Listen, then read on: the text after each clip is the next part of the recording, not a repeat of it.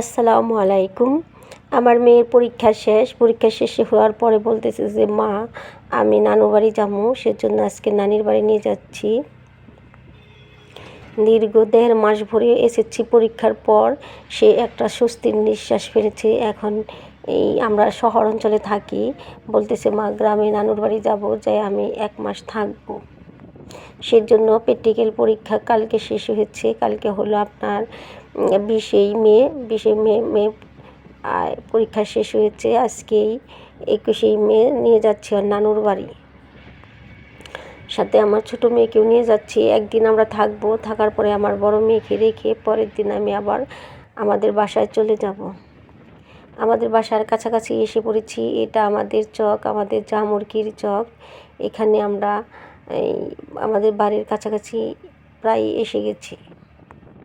টাঙ্গাইল থেকে ছিনজি দিয়ে এসেছি। ছিনজি দিয়ে আসলে আমাদের বাড়ির সামনেই নামা যায়, সেজন্যই ছিনজি দিয়ে এসেছি। এটা আমাদের যে আমাদের বাড়িটা দেখাই যাচ্ছে। গোরস্থানের পাড়, আমাদের গোরস্থানের পাড় আমরা নামবো। সেখান থেকে আমাদের বাড়ি একটু দূরেই।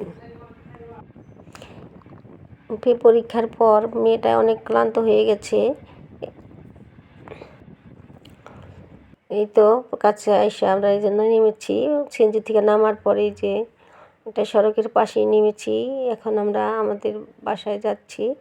সাথে ব্যাগটা তো অনেক ভারী হয়েছে। আমার বড় মেয়ে অনেক গাঁটটি বেঁধেছে, যে একটা ব্যাগ ভর্তি কাপড় চোপড়।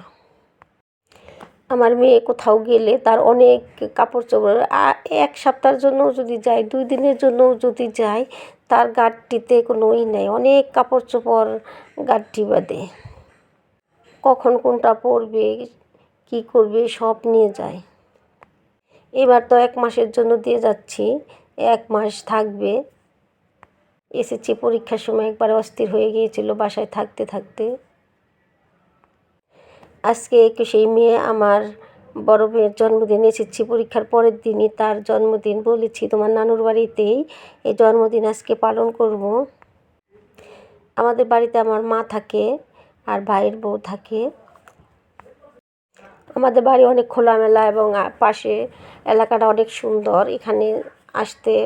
এখানে মেয়েরা থাকতে পছন্দ করে। একটু অবসর পেলে বা একটু ছুটি পেলে আমরা আমাদের বাড়িতে চলে আসি। আমার মেয়ে আমরা অনেক দিন পর্যন্ত এখানে বেড়াই। সকল ছুটি আমাদের এখানেই কাটানো হয়। যে আমাদের গ্রামটা অনেক সুন্দর। যে আমাদের বাড়ির সামনে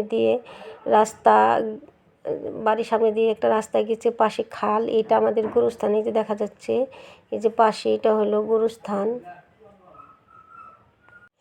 প্রচণ্ড রোদ উঠেছে, রোদের মধ্যে বোরকা পরেছি, অনেক গরম লাগতেছে। তাড়াতাড়ি বাড়িতে গেলেই বাঁচি। আর আমাদের এলাকাটাও অনেক সুন্দর। আমি তো প্রায় প্রতিদিনই আসি, বলতে গেলে 2-1 দিন পর পরই আমাদের বাড়িতে আসি। আমার মা অসুস্থ, তাদেরকে দেখতে আসি। এখনও অসুস্থ। আমার মেয়েকে বলেছি তোমার এসএসসি পরীক্ষা শেষ, একটা কাজও পারে না। বলেছি মাকে যে ওকে কিছু রান্নাবান্না শেখানোর জন্য, কারণ বাসায় থাকলে তো আর মায়ের কথা তো একদম শুনে না বললেই চলে। রান্নাবান্না আমিও অবশ্যই করতে দিই না, কারণ পড়ালেখা করেছে।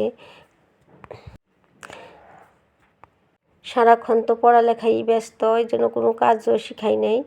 ডিম ভাজি ছাড়া আর কোনো কিছুই পারে না। তাই মাকে বলেছি, আমার ভাইয়ের বউকে বলেছি ওকে কিছু রান্নাবান্না শেখানোর জন্য, এই অবসর টাইমে যাতে বাসায় বসে কিছু রান্নাবান্না করে।